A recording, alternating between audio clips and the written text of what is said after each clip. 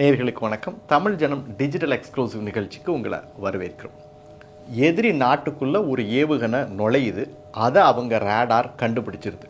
அப்படி கண்டுபிடிச்ச உடனேயே அங்கே இருக்கக்கூடிய இலக்கு தாக்கி அழிக்கப்பட்டிருக்கு. அப்போ நிலைமை என்ன ஆகும்? ரேடாரால் கூட கண்டுபிடிக்க முடியாத ஸ்பீடு அது. அப்படி ஒரு ஏவுகணையை தான், ஆயுதத்தை தான் இந்தியா கண்டுபிடிச்சிருக்கு. வாங்க அது என்ன ஆயுதங்கிறத கொஞ்சம் டீட்டெயிலாக வீடியோவில் பார்க்கலாம். அதுக்கு முன்னாடி தமிழ் ஜனம் யூடியூப் சேனலை சப்ஸ்கிரைப் பண்ணலைன்னா சப்ஸ்கிரைப் பண்ணிவிடுங்க. உலகத்தில் ஒரு சில நாடுகள் கிட்ட மட்டுமே வைத்திருக்கக்கூடிய ஆயுதத்தை இந்தியா உருவாக்கியிருக்கு. அப்படியான ஒரு எலைட் குரூப் ஆஃப் கண்ட்ரிஸ் கிளப்பில் இந்தியா சேர்ந்திருக்கு. அப்படி என்ன ஆயுதம் அது அப்படின்னு பார்ப்போம். ETLDHCM, extended trajectory long duration hypersonic cruise missile அப்படிங்கிறதுடைய எக்ஸ்பான்ஷன் தான் அது. சரி, இது என்ன வகையை சார்ந்த ஏவுகணை? நம்மக்கிட்ட ஏற்கனவே இருக்க பிரம்மோஸு அக்னியை விட இது பயங்கரமானதா அப்படிங்கிறத பார்க்கலாம். ஆமாங்க, நம்மக்கிட்ட ஏற்கனவே இருக்க பிரம்மோஸு, அக்னி, ஆகாஷ் இது எல்லாத்தையும் விட அதிபயங்கரமான ஒரு டெட்லியஸ்ட் வெப்பன் இது.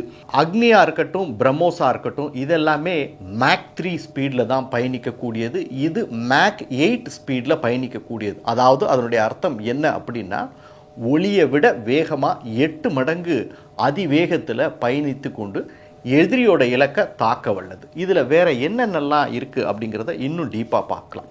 இந்த ETLDHCM ஒரு டெக்னாலஜிக்கல் லீப் அப்படிங்கிறாங்க இந்திய ஆயுத வரலாற்றில். ஏன் அப்படின்னா, ஏற்கனவே இந்தியா கிட்ட ஒரு சூப்பர்சானிக் மிசைல் இருந்தாலும் இது ஒரு ஹைப்பர்சானிக் மிசைல். ப்ராஜெக்ட் விஷ்ணு அப்படிங்கிற அந்த திட்டத்தின் கீழ் தான் இந்த ETLDHCM இந்தியாவுடைய DRDO உருவாக்கியிருக்கு. இது முழுக்க முழுக்க இண்டிஜினஸ் தொழில்நுட்பம், அதாவது உள்நாட்டு தொழில்நுட்பத்திலேயே தயாரிக்கப்பட்டிருக்கு. கிட்டத்தட்ட மணிக்கு 12,000 கிலோமீட்டர் வேகத்தில் 2,500 கிலோமீட்டர் ரேஞ்சு கவர் பண்ணி அடிக்கக்கூடியது. இதில் இருக்கக்கூடிய சில சிறப்பான அம்சங்கள் என்னென்ன அப்படின்னு பார்க்கலாம். அட்வான்ஸ்டு ப்ரொப்பல்ஷன் சிஸ்டம் இருக்குது. அதாவது ஒரு ஏவுகணையினுடைய உயிர் நாடியே அதனுடைய ப்ரொப்பல்ஷன் சிஸ்டம் தான். அந்த ப்ரொப்பல்ஷன் தான் அந்த ஏவுகணையை வேகமாக உந்தி தள்ளக்கூடியது. அது இதில் இருக்கக்கூடியது அட்வான்ஸ்டு ப்ரொப்பல்ஷன் சிஸ்டம். அது மட்டும் இல்லை, இதில் ப்ரிசிஷன் கைடட் டெக்னாலஜி இருக்குது. அதாவது நம்ம ஏற்கனவே ஆப்ரேஷன் சிந்தூரில் கூட அந்த ப்ரிசிஷன் கைடடை இந்தியா உபயோகப்படுத்தியிருக்கு. அதாவது எதிரியினுடைய இலக்கை ஒரு சின்ன பிசுறு கூட இல்லாமல் ரொம்ப துல்லியமாக தாக்குறது தான் இந்த ப்ரிசிஷன் கைடட் மிசைல். ஸோ இதில் அந்த தொழில்நுட்பமும் இருக்குது. அதை தாண்டி இது ஒரு க்ரூஸ் மிசைல். அதாவது லோ ஆல்டிடியூடில் போய் ரேடாரை எவேஷன் பண்ணி ரேடாரை ஏமாற்றிட்டு எதிரியோட இலக்கை தாக்கிடும். இந்த உள்நாட்டு தொழில்நுட்பத்தில் இதில் தயாரிக்கப்பட்டாலும் DRDO இதில் ஒரு சிறப்பு அம்சத்தை கொண்டு வந்திருக்காங்க. அது என்ன அப்படின்னு பார்த்தீங்கன்னா, ஸ்கிராம்ஜெட் தொழில்நுட்பம். அதாவது இந்த ஏவுகணையில் இருக்கக்கூடிய என்ஜின் அட்மாஸ்பியரிக் ஆக்சிஜனை யூஸ் பண்ணி கம்பல்ஷனை கொண்டு வரக்கூடியது.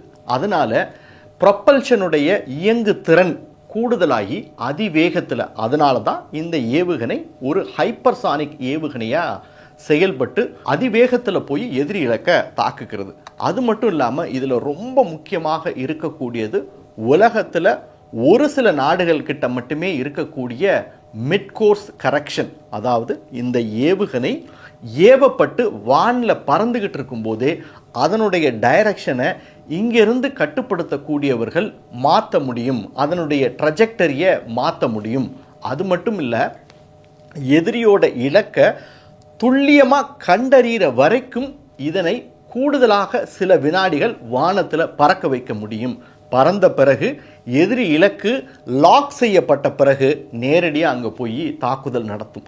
அந்த அளவிற்கு அதிபயங்கரமான ஆயுதமாக இதை இந்தியாவினுடைய DRDO உருவாக்கியிருக்காங்க. அது மட்டும் இல்லை, இதில் DRDO இன்னொரு சிறப்பு அம்சத்தையும் உருவாக்கியிருக்காங்க. அதாவது இது ஹீட் ரெசிஸ்டன்ட் மெட்டீரியலால் உருவாக்கப்பட்டிருக்கு.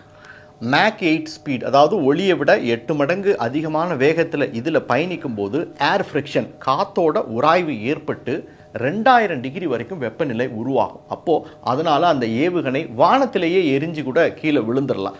அப்போது அதை தடுப்பதற்காக தான் ஒரு ஹீட் ரெசிஸ்டன்ட் மெட்டீரியலை இந்திய தொழில்நுட்பத்தின் மூலமாகவே உருவாக்கியிருக்காங்க. இதுவும் கூட இதில் இருக்கக்கூடிய இன்னொரு சிறப்பு அம்சம். இதில் ஆப்ரேஷனல் வெர்சாட்டிலிட்டி இருக்குது. அதாவது இதை தரையிலிருந்து வானுக்கோ, அதே போல் வானிலிருந்து வானுக்கோ, கடன்லேருந்து வானுக்கோ கூட ஏவக்கூடிய வடிவத்தில் இதை எங்கே வேணாலும் பயன்படுத்த முடியும். அப்படிங்கிறதுனால இது கூடுதல் சக்தியாக பார்க்கப்படுகிறது. அது மட்டும் இல்லை, இது 1000லேருந்து 2000 கிலோ பேலோட ஏற்றி செல்லக்கூடியது. அப்படி நீங்கள் பார்த்தீங்கன்னா ஒரு இலக்க உதாரணத்துக்கு பாகிஸ்தானில் இருக்கக்கூடிய அல்லது சைனாவில் இருக்கக்கூடிய ஒரு அசட்டை இந்தியா தாக்கும்போது கிட்டத்தட்ட ஒரு ஏர்ஃபீல்டை தாக்குனுச்சுன்னா ஒட்டுமொத்தமாக அந்த ஏர்ஃபீல்டையே இந்த ஒரு ஏவுகணை தாக்கி முழுவதுமாக அழிக்க முடியும். அப்படிங்கிறது தான் இதில் கூடுதல் சிறப்பு அம்சமாக இருக்குது. ஏற்கனவே இதே மாதிரியான சில ஏவுகணைகளை சைனா உருவாக்கிக்கிட்டு இருக்கு. அது சைனாவுடைய DF-21D, அதே போல் DF-26.